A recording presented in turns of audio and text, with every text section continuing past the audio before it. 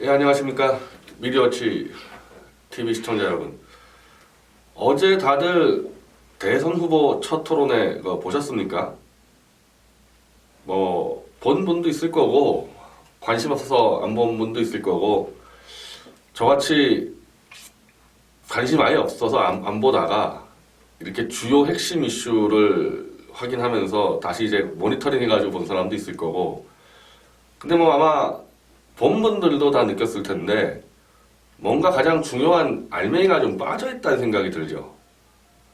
오늘 그 조원진 우리 당 후보가 자유총연맹 김경재 총재를 방문하러 가서도 이제 그 얘기를 했고, 아마 당에서도 아마 논평이 나갈 텐데 다들 같은 생각일 겁니다. 이번 대선이 열리게 된 계기는 졸속 사기 탄핵 때문에 열리게 된 거 아닙니까? 그게 아니었으면은 12월 달에 열려야 되고, 지금 보수 진영 지금 난리인데 어쩌고저쩌고 이럴 필요가 전혀 없었죠. 이 사기 탄핵만 없었으면은 12월에 하고 천천히 잘 준비해가지고 대선을 치렀으면 되는데, 갑자기 사기 탄핵을 헌법재판소가 역시 사기성 판결문으로 인용을 해버리니까 60일 안에 선거 치려니 이게 지금 엉망진창으로 지금 가는 거 아닙니까? 그러면 그 토론회에서 최소한 이 사기 탄핵에 반대하는 후보가 나가서 이 대선 자체가 지금 문제가 있고, 이렇게 사기 탄핵으로 이루어진 대선에서 누군가 대통령이 돼도 또다시 집권 다음 달부터 탄핵의 위험에 몰리고, 이거를 문제 제기하는 후보가 단 한 명이라도 있어야지 이게 정상적인 대선이죠. 왜냐하면은 탄핵 가결 직전까지 여론조사에서 그래도 25% 정도의 국민, 저는 그것도 여론조사가 확실치 않다고 보지만은 20에서 25% 정도 국민이 탄핵을 반대했었단 말입니다. 3월 10일 탄핵 가결됐을 때까지는 훨씬 더 늘어났을 텐데, 희한하게 여론조사에서는 탄핵 반대하는 국민이 12월부터 올 3월까지 단 한 명도 안 늘어났다는 거예요. 그거 믿을 수 있습니까? 저만 해도 12월하고 3월하고 탄핵의 입장이 크게 바뀌었는데, 그리고 우리가 그 과정에서 이 사기 탄핵의 진실을 얼마나 많이 밝혀냈는데 단 한 명의 국민도 안 늘어났다는 겁니다. 반대를. 어쨌든 그렇다 쳐도 그래도 20에서 30%의 국민은 사기성 여론조사에서도 탄핵을 반대했는데, 어떻게 대선 토론회에 그게 단 한 명의 후보도 못 나왔느냐. 그러다 보니까 이제 우리 같은 사람들이 정당을 만들고 조원진 후보를 낸 거 아닙니까?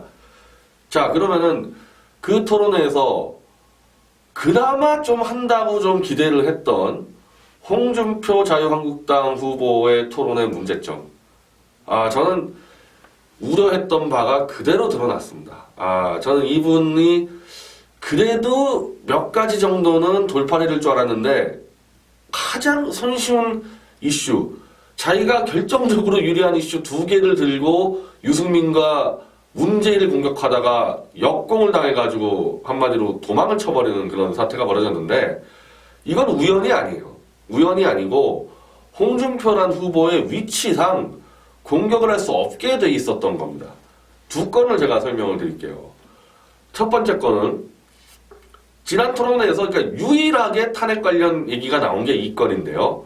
홍준표 지사가 유승민 후보에게 배신의 정치, 대통령 비서실장, 그러니까 대통령 되기 전이죠. 아마 한나라당 대표 시절 박근혜 대통령이 그때 비서실장 유승민이었습니다.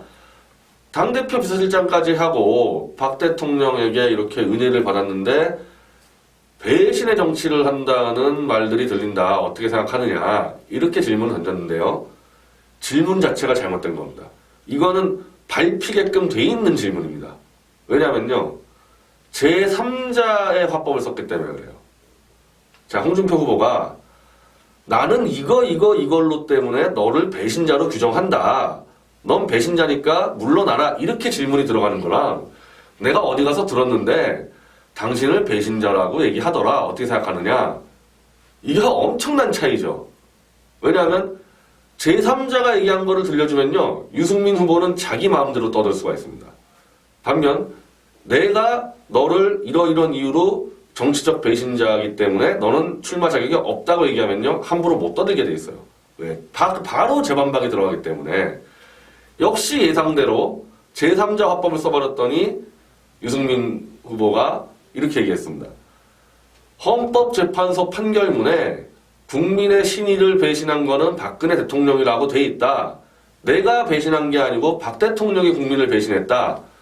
자, 홍준표 지사 어떻게 답할게요? 됐습니다. 그만합시다. 이렇게 돼버렸습니다. 이렇게 돼버렸어요.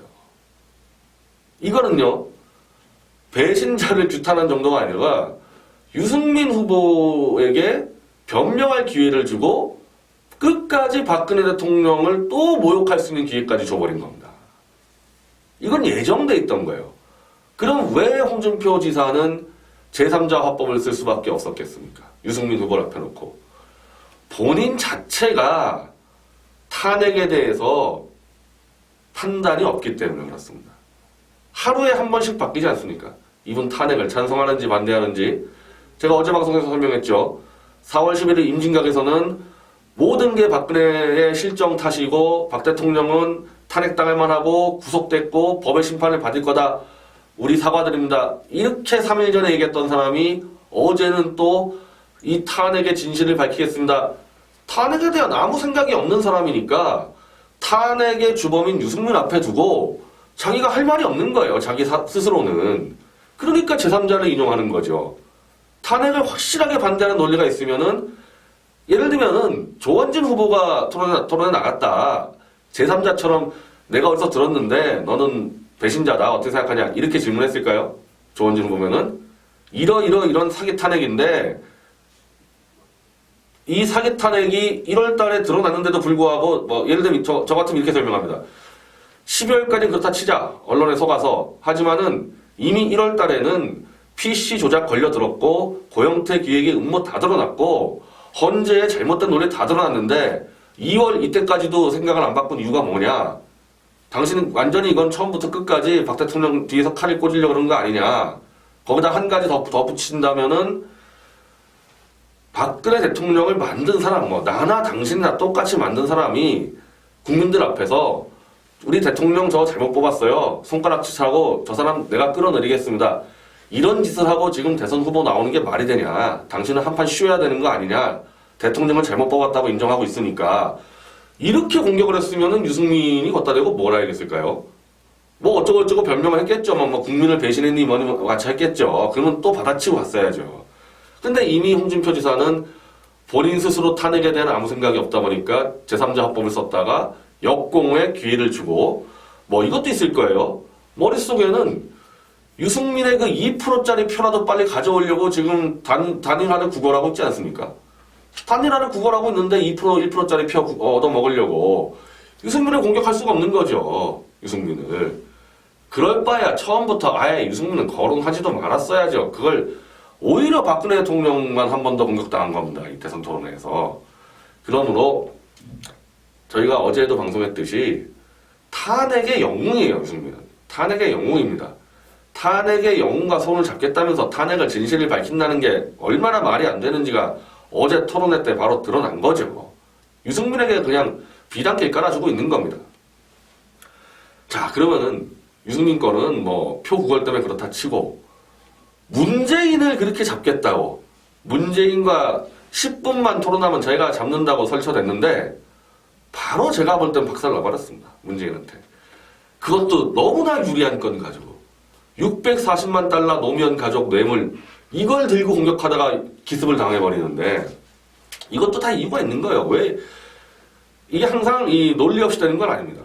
자, 홍준표 씨는 이렇게 얘기했습니다. 노무현 대통령 640만 달러 뇌물 받은 거 알고 있습니까? 문재인 씨는. 질문 자체가 틀렸죠. 질문 자체가 틀렸어요. 봉하마을 집회 제가 연설하는 거 잘 보셨죠? 제가 어떤 식으로 끌고 나갑니까? 노무현 대통령은 검찰 수사에서는 물론 그래요. 검찰 수사에서는 노무현 대통령의 요청으로 박연차가 아들과 부인한테 돈을 줬기 때문에 노 대통령 자체가 포괄적 뇌물 수수자다. 이렇게 수사를 발표를 했지만, 근데 그거 공식 발표는 아닙니다. 그거 비공식 발표예요. 그럼 노무현 대통령은 끝까지 나는 몰랐다 하다가 뛰어내려 버렸기 때문에 노무현 대통령이 돈을 직접 받았는지 안 받았는지는 이건 현재 미제 상태로 남아있는 겁니다, 이거. 그랬을 때 어떻게 해야 되느냐. 일단 노 대통령은 안 받았다는 전제를 가지고 할 수밖에 없어요. 왜? 미제이기 때문에. 우리가 뭐 흔히 얘기하는 뭐 무죄 추정 원칙이라는 게 있는 거 아닙니까? 당사자가 항변하다가 뛰어내렸기 때문에 노무현이 받았다는 표현을 쓰면 안 돼요, 그 상태에서는. 근데 홍준표 후보는 시작부터 노무현이 받았다고 나오니 문재인 입장에서는 문재인이 이거 연구 얼마나 했겠어요, 이거? 이건 최대 약점이잖아요? 거의 문재인은 이거 다 이 시뮬레이션 했을 겁니다. 이 공격 들어오면 이렇게 방어하고. 이렇게 허접한 공격이 들어오니까 문재인이 오히려 화를 냅니다. 화를 내요. 당신 그 말 책임질 수 있냐? 사실 아니다. 책임질 수 있냐? 그러면서 홍준표 지사는 뭐 검찰이 발표했는데 어버버버 되고 문재인 씨는 계속 노무현 받은 거 아니다. 당신 책임질 수 있냐? 역공 받고 또 도망갔습니다. 또 도망갔어요. 그걸 왜 그렇게 꺼냅니까? 이 중요한 과제를. 공부도 안 해요, 이 사람들이 보면은. 이건 어떻게 물어봐야 되느냐? 아까 말씀드린 대로 노무현 대통령은 안 받은 걸 전제로 해서 권양숙이라는 영부인이 청와대 안에서 100만 달러 받은 겁니다, 이거 현재. 그럼 첫 번째 이렇게 물어봐야 되는 거예요. 정상문 총무비서관이 당신 비서실장 때 직속 일의 부하인데 박연차라는 사람이 100만 달러를 당신 직속 부하에게 전달해가지고 그 돈이 영부인한테 들어갔는데 그거 알고 있었냐? 아니면 그거 책임질 수 있냐? 거기에 대해서 당신은 어떤 책임졌냐? 이렇게 갔었으면은 노무현 가지고 뭘 얘기를 꺼내겠어요, 거기에 대해서. 그 다음 스텝으로 갈 때는 이걸로 가는 겁니다.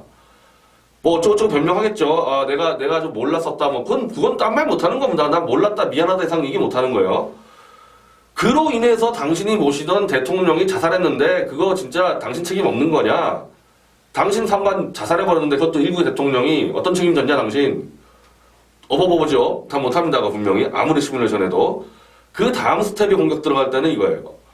그러면 지금 권양숙이랑 노건호가 아직까지 640만 달러 들고 있는데 이거 환수해야 되지 않냐, 최소한 재수사해가지고. 이 단계로 공격 들어갔어야죠, 당연히. 근데 이것도 왜 못했을까요, 홍준표 씨가? 이거 왜 못했을까요? 저는 이것 때문에 그래요. 이것 때문에 이 사람 머리가 이거밖에 없습니다. 박근혜 대통령이 최순실이 독일에서 뭐 말 좀 받고 돈 받은 거를 이 사람은 지금 알았다는 전제로 가고 있어요. 홍준표 지사는. 박 대통령도 최순실이 해먹는 거를 알았다는 전제를 세워놓고 그러면은 문재인도 노무현 가족이 해먹는 거를 알았다, 당연히. 이 둘을 묶으려고 그랬던 겁니다, 이게. 스타트가. 그러니까 이렇게 묻는 거죠. 박근혜 대통령이 최순실 거를 알았다면서요. 당신은 왜 노무현 가족을 모릅니까? 이렇게 물어보면요. 문재인 입장에서는 최순실 답할 게 뭐가 있어요?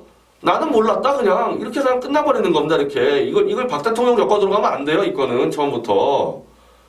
이건 내가 말씀드린 대로 3단계로 모은 다음에 마지막에 가서 이건 이번 토론이 아니라 다음 토론 때 몰고 가야 되는 건데 처음부터 저는 홍준표 후보가 박근혜 대통령을 오히려 팔아서 그걸 무기로 쓰려다가 역습을 당한 겁니다.